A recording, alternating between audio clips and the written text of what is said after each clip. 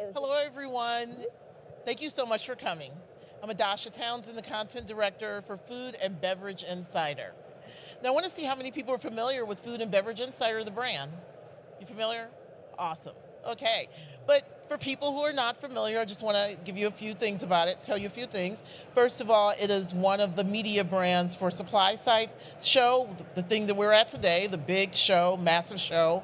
So it is comprised of 10 digital magazines. They're always thematic. We also have 10 webinars throughout the year. We have an online daily website at foodbeverageinsider.com. And then we have awesome in-person discussions like we have today.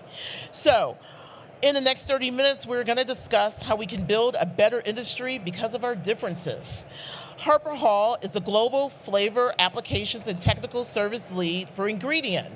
In 2019, they began their diversity and inclusion journey with Pride at Ingredient. Harper supports Pride at various levels outside of the company, including serving as a board member on the Naturally Proud Network.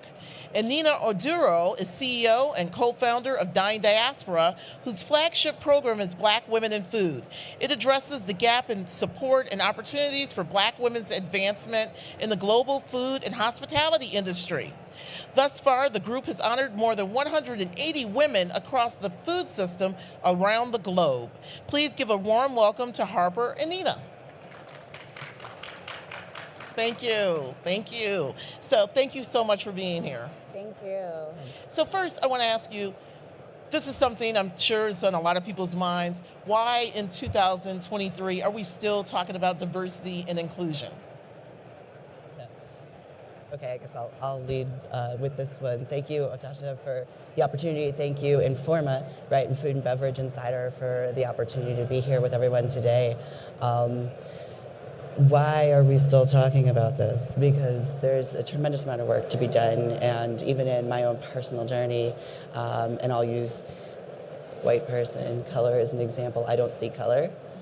You cannot say I don't see color. It doesn't work that way, right? So you are dismissing anything that is going on that is in the system that's not working for people of color, if you say such a thing, right? So knowing that there's so much more to do, so many more doors to open, sometimes you see it in the boardroom, right? There's lack of representation in the boardroom, but obviously I've got a corporate background, but in other instances it's just lack of people being able to speak up and speak their minds, right?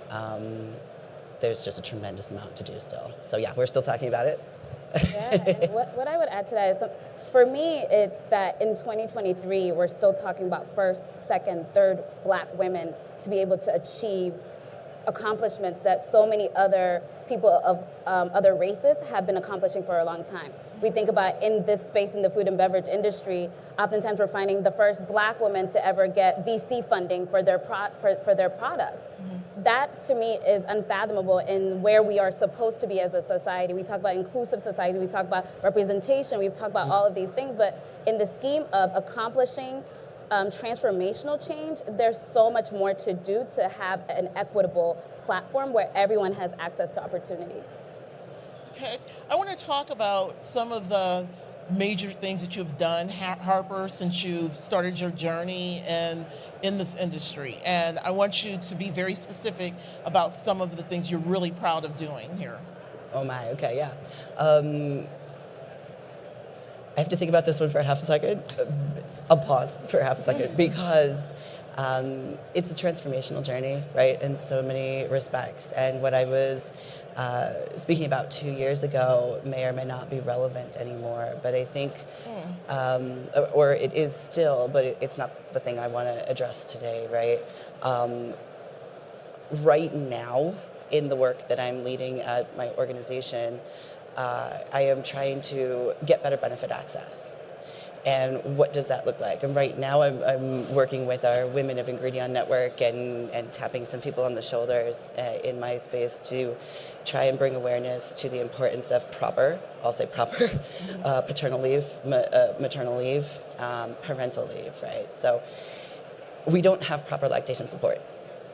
And I'm still not happy about this. And it's been forever since we've had lactating parents working for our organization, right? And it doesn't impact everybody, but it impacts a large group, even fathers, right?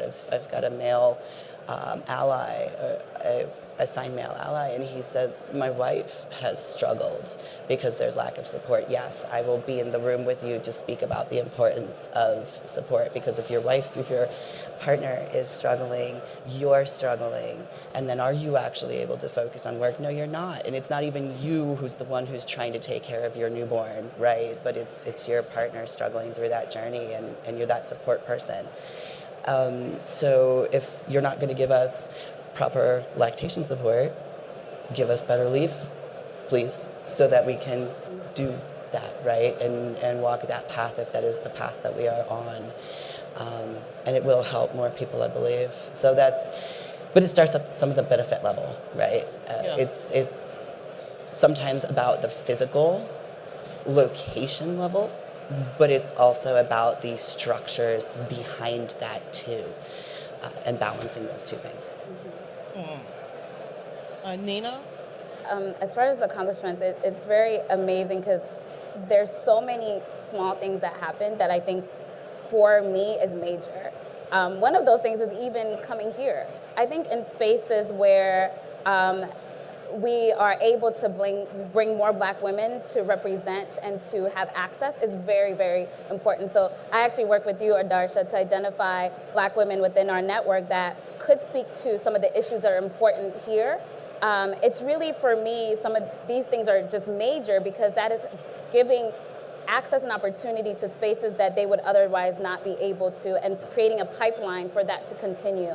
The other thing that is really major for us is addressing the systemic issues that even play out when we come to places where Black women are underrepresented. And that could be access to finances to grow their business. And so we've been able to develop grant opportunities to help Black women get more capital to grow their existing businesses. And so for many women that have companies that are in the ingredient space, we're able to give them a little bit of funding so that they can, reach a small goal that they may have that could be transformational. It could literally be coming here and showcasing here, and could take their businesses to a whole nother level. Okay.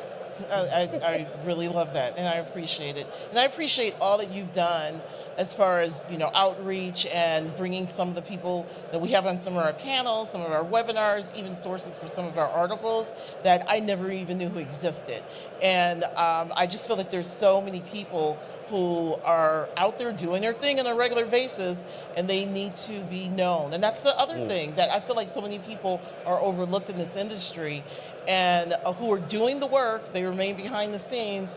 And I want you to talk about, can you think of some of those people that you like to name check who are really doing the work as well? I think here in the audience, one of the people in our network is Kat Barnes.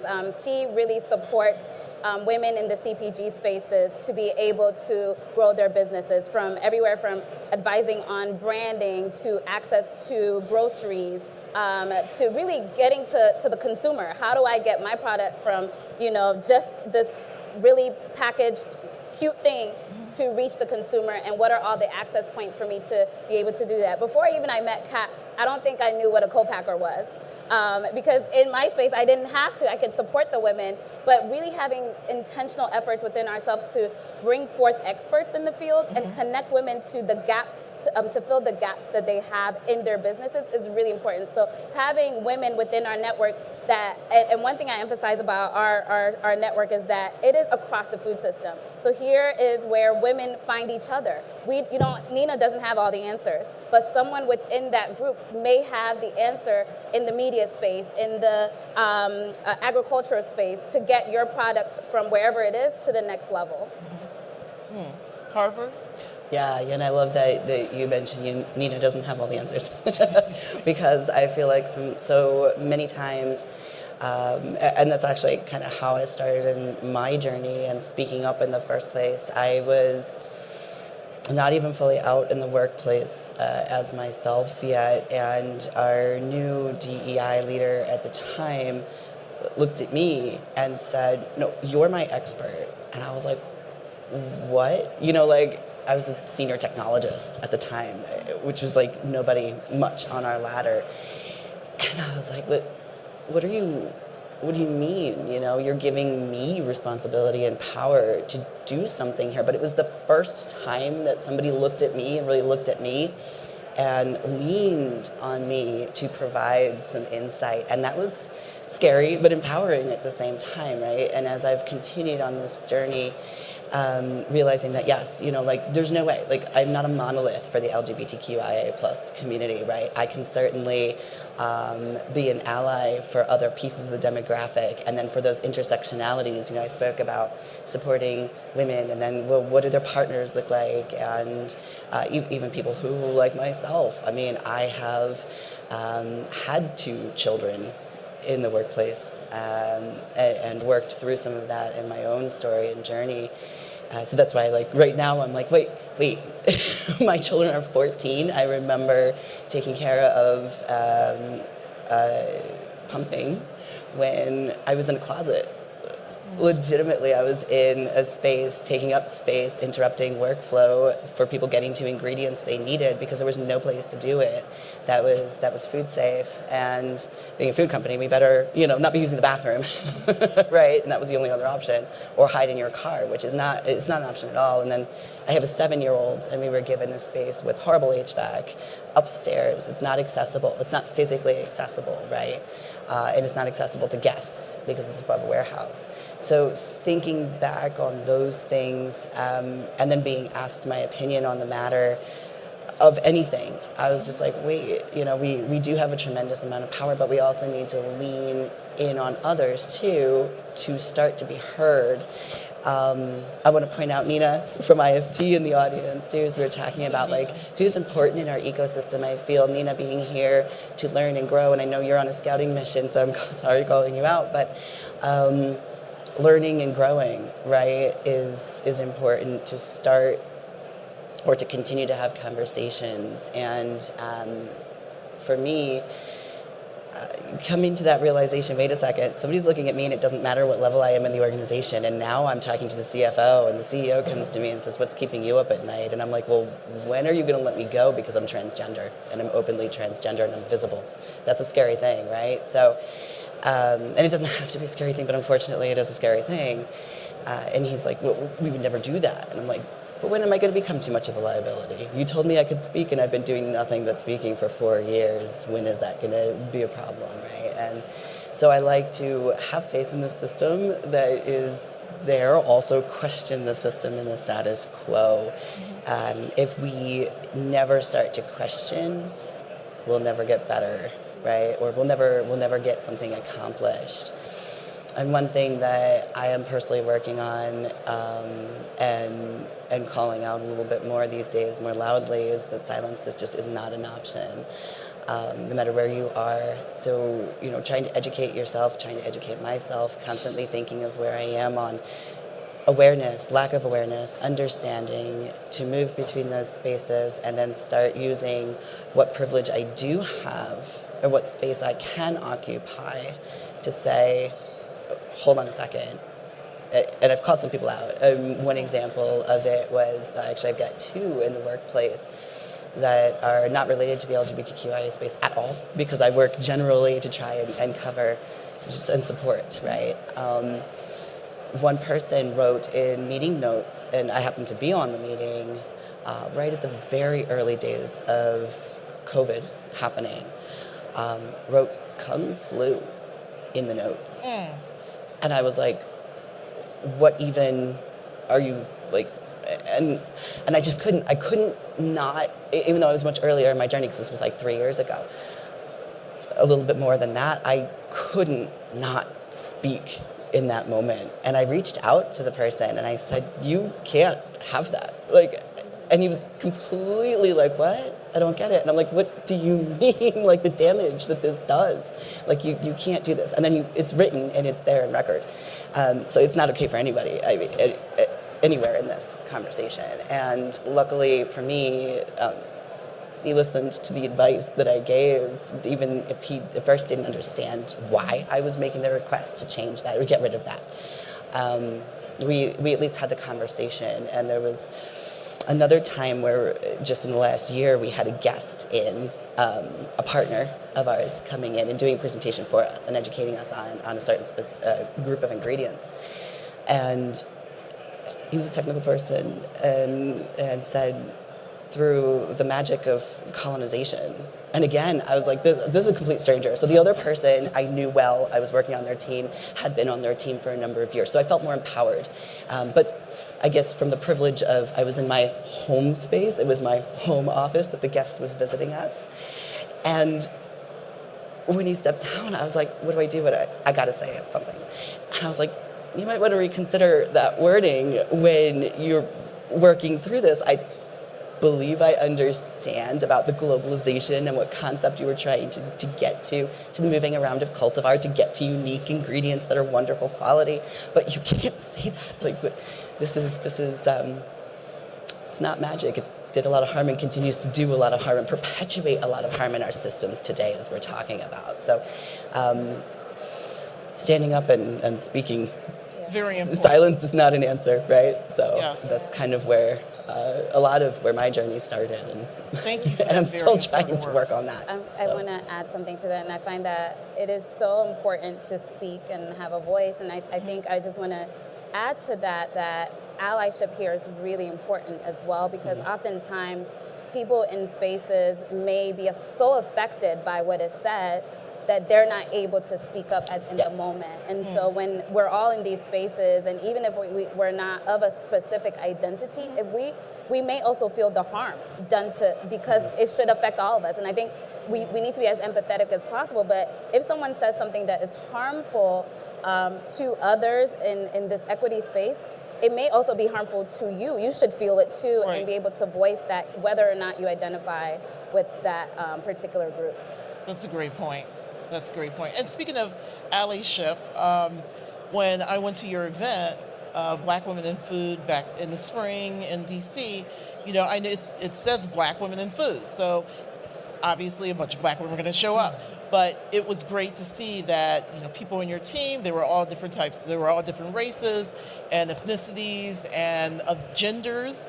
And they were all very excited to help this whole project. So just because it says Black Women in Food does not mean that all are not welcome. And it was great to see everybody just really embracing everything that you guys were doing. Yeah, and we're very much, and just to educate everyone, you're speaking about our summit. We have an annual summit that draws Black women from around the world, really, that are in the food and beverage space to connect with one another, learn and advance in their goals. And what we have always been intentional about is having everyone that identifies with this word of women show up as themselves.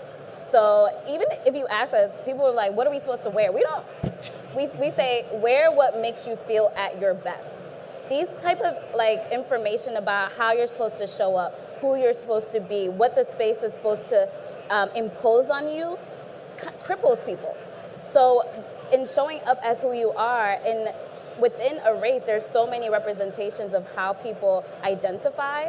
And so we're not in the business of making sure that you identify specifically in a box of ours. And what that enables us as a people to do is also celebrate each other and work across difference. Recognizing difference, but work with each other, because so much value can come from the interactions, the conversations. And let me just give you an example.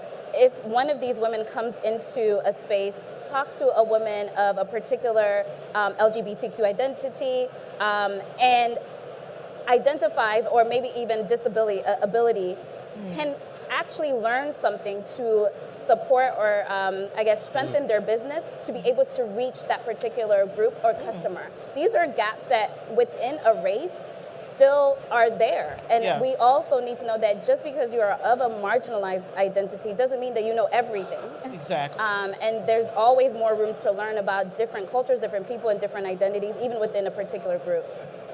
Well said. Yeah. And I think that's really great what you just spoke to, Nina, and building on that, connecting and sharing of ideas and sharing of space. Sometimes there is a value, and I just experienced a space where there was a value to create sort of a closed bubble. So We're bringing folks in that do fit an identity that sometimes aren't always safe in certain spots, right? And we experience that, across different identity groups.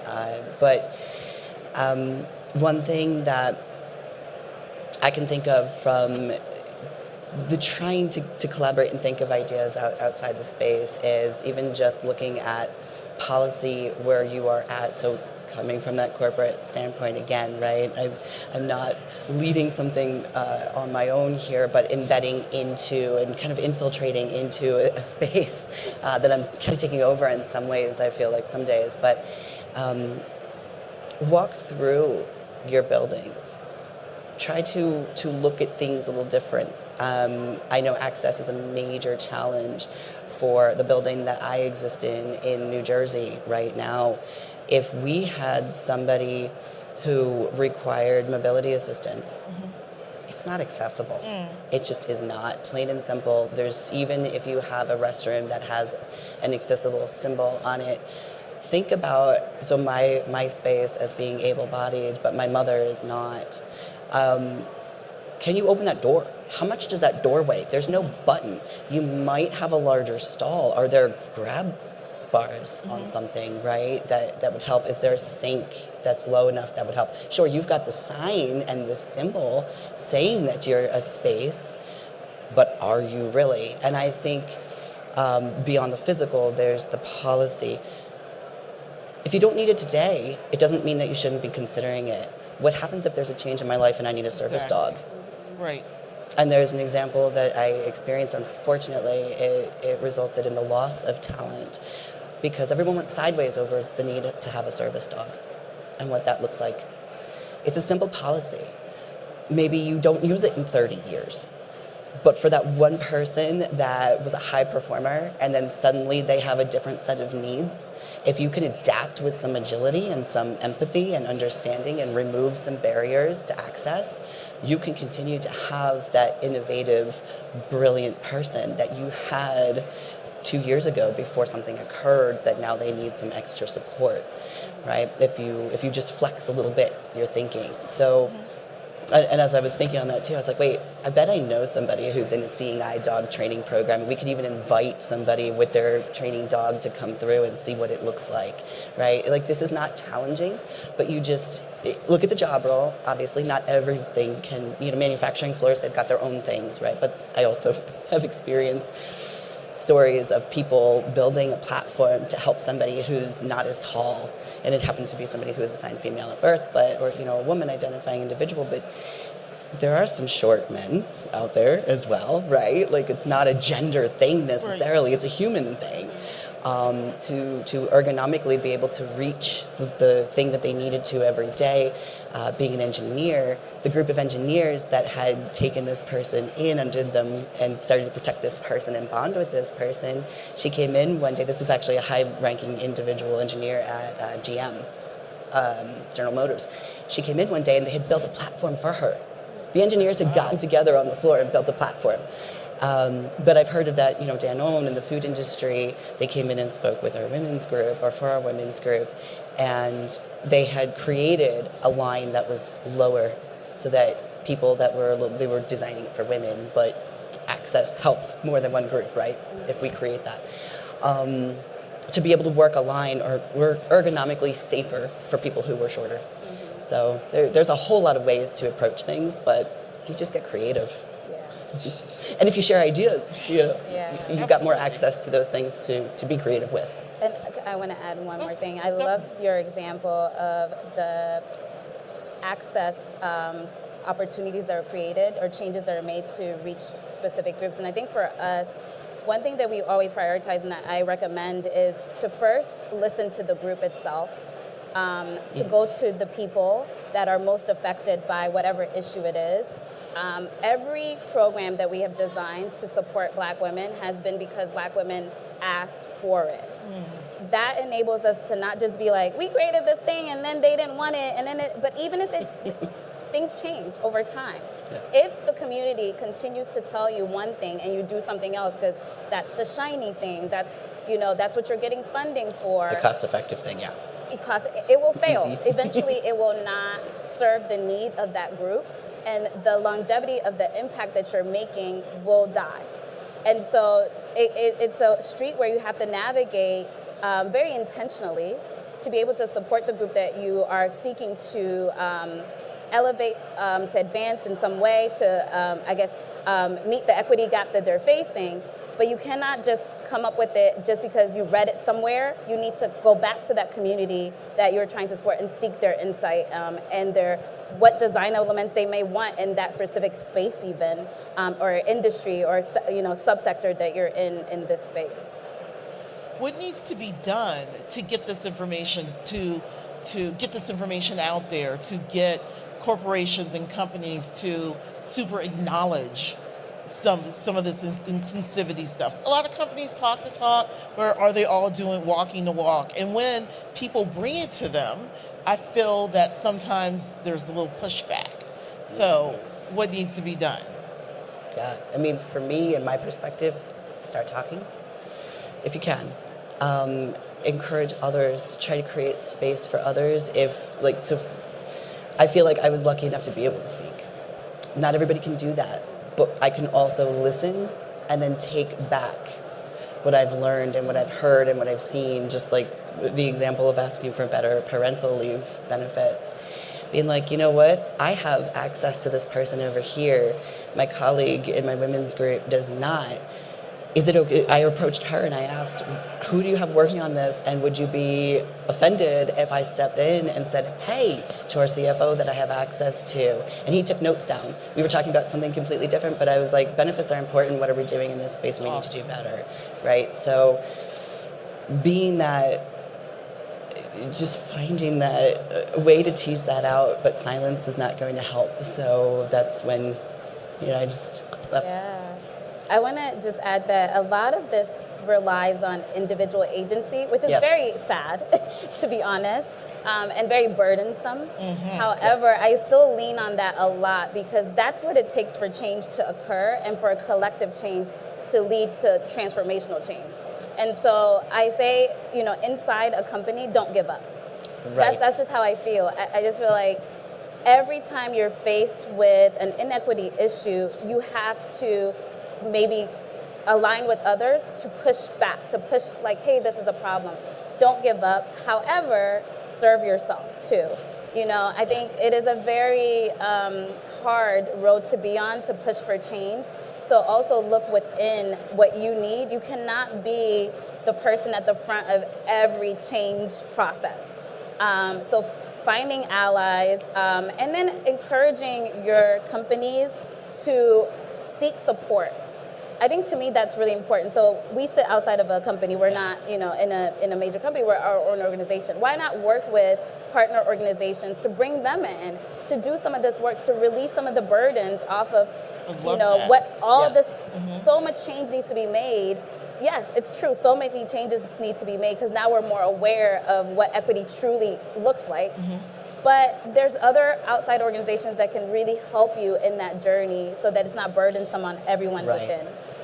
And to add to that, the importance of outside networks, right? So if you work with nonprofits that are purpose-driven for certain support, right? They're designed a certain way with the tool set to go in and support a certain underserved community.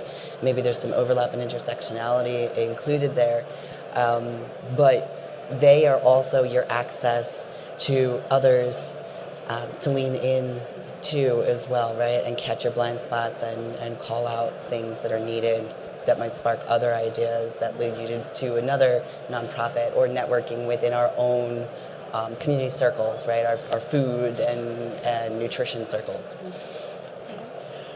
We only have maybe a minute, and I wanted to get some questions in if anybody had any questions. But man, this conversation was so good, and we only get half an hour.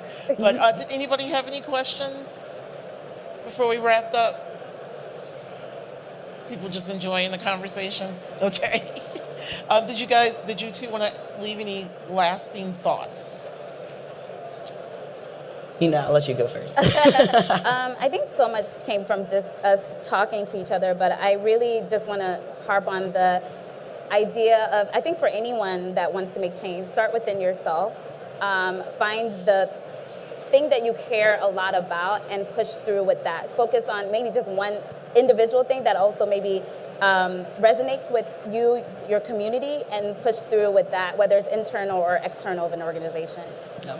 And I think for me, don't leave it all to the person that you're trying to help to answer, right? Like, you need to speak to that person as well if they're comfortable and if they're okay, but don't assume that they are going to be able to support you in your journey to support them. They can't always, right? So do a little bit of research first on your end. We're lucky enough to be in the digital, like, I have access to Google. And I'm lucky enough, and I recognize that that is a privilege that some people don't have. But I can Google and research a little bit first and and then come across nonprofits that are driven, purposely designed, and just do some reading, and then come and maybe ask the person, you know what, I heard this or I saw this. Do you mind walking me through this? And then you start maybe mentoring or a coaching relationship, and then you bring each other along on the journey too, right? So that I can't stress the importance of enough. Fabulous. Thank you so much for joining us, Harper and Nina. Thank you. Please thank you. Thank you.